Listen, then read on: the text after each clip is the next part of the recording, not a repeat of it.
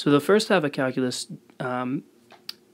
centers on the problem of finding an instantaneous rate of change, and that leads us to finding slopes of tangent lines and the definition of the derivative. The second half of calculus focuses on how you can quantify how those rates of change are accumulating over time, and that accumulation represents a different function, which we'll see is actually related to the derivative function itself. So we'll start with a context first. The questions you'd want to ask given these three graphs, we'll start with the one on the left, is, so you have a constant velocity, it's 50 miles per hour, and it looks like it's going for 10 hours. So you might ask, what was the total distance traveled?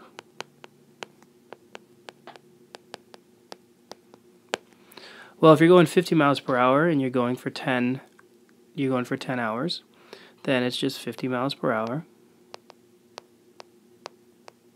times 10 hours, and that gives you your 500 miles, right? And so like any fourth or fifth grader probably could have figured that out. But the thing we want to pay attention to here is that there's a graphical meaning to that, right? That ended up being the area of this rectangle here, which is formed by considering the space between the curve and the x-axis on the interval. All right, so this is equal to the area under our velocity curve.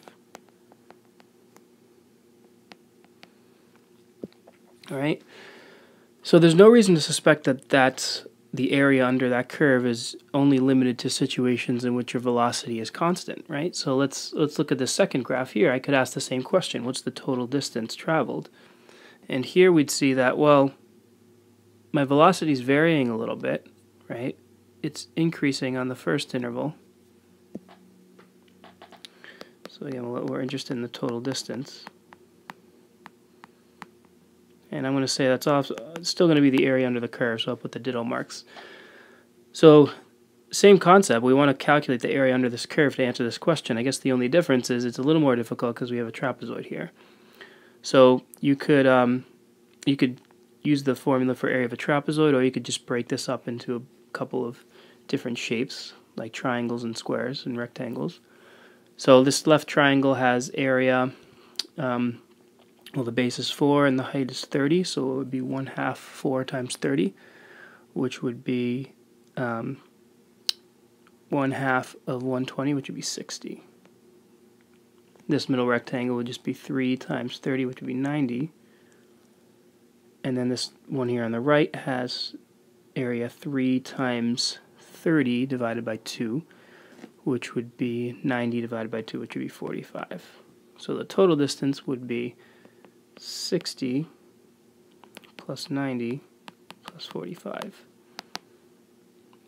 And that equals 195 miles. All right. So again, just pointing out that even though your function's changing, the velocity's changing, it's still going to be the case that our total distance is the area underneath that velocity curve. And the use of geometry in both of these problems was important, right? We have formulas for areas of rectangles and triangles and trapezoids, so we can handle these two on the left. The question is, and this is the sort of the heart of the second part of calculus, it's very likely that your velocity is going to change in a more in a less rigid fashion, right, or a less predictable fashion. So this graph on the right here, let's say your velocity is doing something like that, where it's varying in a continuous way. The question is, can we find out a way of getting that exact area, not just an approximation? Can we get the area underneath that smooth curve there? And so that's what that's what integral calculus focuses on answering.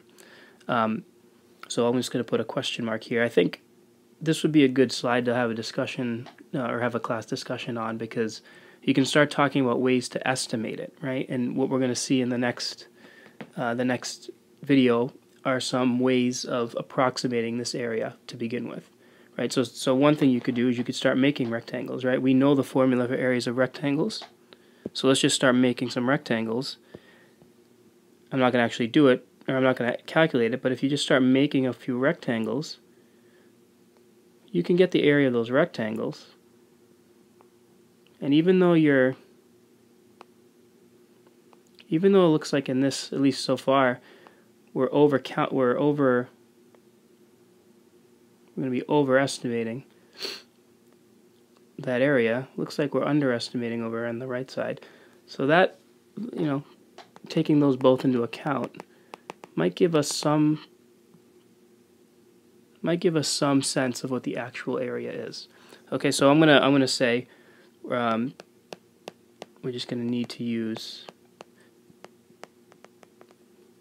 some approximation methods, and we'll take a look at some of those methods in the next video.